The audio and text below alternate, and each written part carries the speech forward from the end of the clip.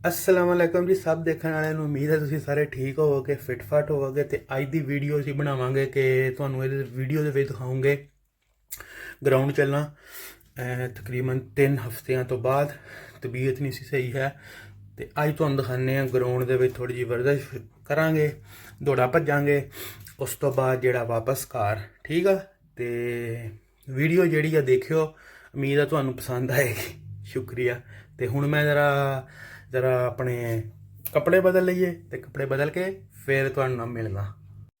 लो जी, असी कपड़े शपड़े बदल ले तो हुण जिहड़ा ना असी सरकार मेरी चले हैं तो हुण तुहानू बाहर निकल के ना फिर थोड़े जे दिखाना फिर ग्राउंड जाके। ठीक है, ओके।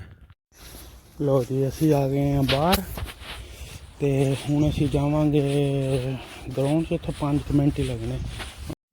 लो जी, आपां आ गए हैं बाहर। जरा फुटपाथ थोड़े जे गंदे होए है, गंदे तां होए सरकारों बर्फ पै के हटी है, उस वजह तो तरह ना थोड़ा जिहा जी है बहुता गंद लगदा। तो असीं हुण जा रहे हैं अपना ग्राउंड तो तुहानूं फिर ग्राउंड जाके जिहड़ा ना फिर दसदे हैं। एक्चुअली स्कूल आ, स्कूल दे विच ही ना ग्राउंड बने ते इत्थे ही मैं आके जिहड़ी माड़ी जी दौड़ भज करी दी है। तो हेलो जी, तुहाडे सामने आ पिछे आवाज़ आती है सफाई की, आवाज़ चल गई, हर शह डिगी पई। लो जी, साडा आ गया ग्राउंड। ये च असी सारा जड़ा दौड़ना है भजना, ये देख लो। इत्थे हुण काम शुरू हो जाना। इत्थे थोड़ी जी एक्सरसाइज भी करी दी आ, लेकिन अजकल हुण हर शा गिल्ली हुई पई है, की एक्सरसाइज करनी है। देखो देख कितना पानी खड़ा, या बंदा इन्हों साफ करन लग जाए तो या फिर बंदा एक्सरसाइज करे हैं।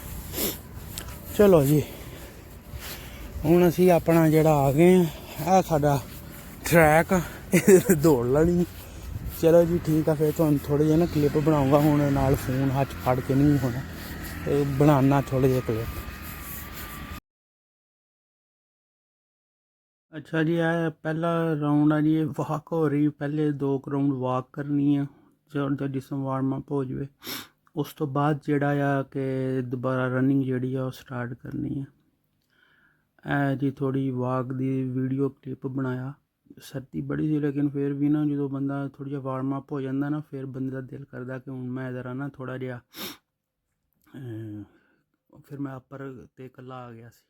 क्लिप अगला तुहानूं मैं फिर दिखाना।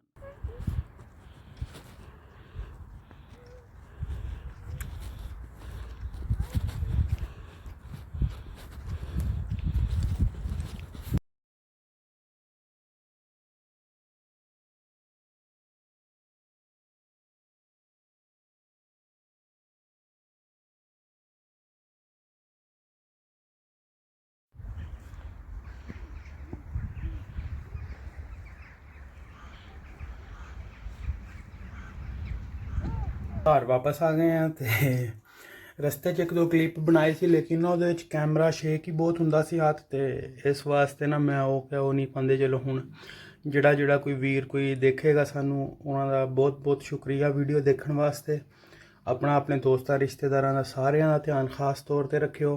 कोई गलती कताई वीडियो विच हो गई होवे या कोई लफज गलत निकल गया होवे जिहदे नाल तुहाडी दिल आज़ारी होई होवे, उहदे लई माजरत।